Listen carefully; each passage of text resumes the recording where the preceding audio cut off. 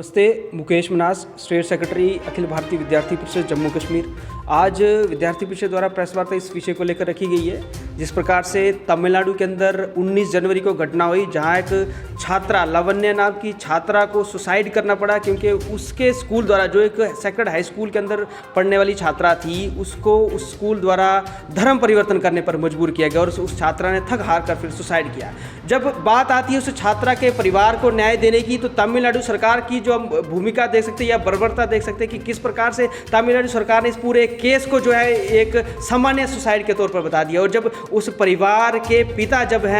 High court का दरवाज़ा खटखटाते हैं, मद्रास हाई कोर्ट का दरवाज़ा खटखटाते हैं कि इस पूरे केस की इन्वेस्टिगेशन जो सीबीआई को करनी चाहिए, और मद्रास हाई कोर्ट भी उसकी हामी भरता है, और उसी के विरोध में तमिलनाडु की सरकार सुप्रीम कोर्ट के अंदर चली जाती है और सुप्रीम कोर्ट यह कहता है कि इस पूरे केस की इन्वेस्टिगेशन को सीबीआई को ही करना चाहिए। जब विद्यार्थी परिषद के कार्यकर्ता सीएम ऑफिस के बाहर 14 फरवरी को सीएम ऑफिस के बाहर हमारे राष्ट्रीय महामंत्री के साथ ऐसे 33 कार्यकर्ता जब वहां धरना प्रदर्शन करते हैं, पीसफुली प्रोटेस्ट करते हैं कि उस बहन को, बेटी को न्याय मिलना चाहिए, तो हमारे कार्यकर्ताओं को, एबीवीपी के कार्यकर्ताओं को 14 दिन की हिरासत पर भेजा जाता है। मैं पूछना चाहूँगा, तमिलनाडु सरकार से पूछना चाहूँगा कि जहाँ पर छात्रों के साथ अन्याय हो रहा हो, जहाँ पर एंटी वुमेन जो काम हो रहे हो, जहाँ एक बेटी के साथ इस प्रकार का कृत्य किया गया हो, जब उसकी आवाज़ को यदि छात्र उठा रहा है, जब एक बेटी को दूसरी बेटी न्याय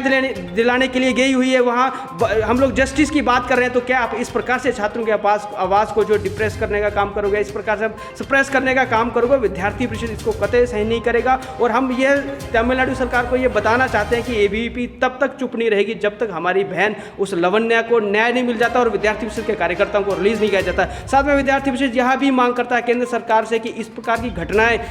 आने वाले समय के अंदर ना हो, इसलिए देश के अंदर एंटी कन्वर्जन लॉ को इम्प्लीमेंट किया जाए, और जो हमारे शिक्षण संस्थान हैं, हमारे चाहे वो मदरसे हों, चाहे वो ऐसे कॉन्वेंट स्कूल हों, उन सबको धर्म से दूर रखना चाहिए, उन सबको धर्म से कोई जोड़ना नहीं चाहिए। इसलिए केंद्र की सरकार को इस पर काम करना चाहिए और इस शिक्षण संस्थानों के अंदर इस प्रकार की घटनाएं आने वाले समय के अंदर ना हो। सरकार को भी इस पर ध्यान देना चाहिए और देश के अंदर एंटी कन्वर्जन लॉ को इम्प्लीमेंट करना चाहिए।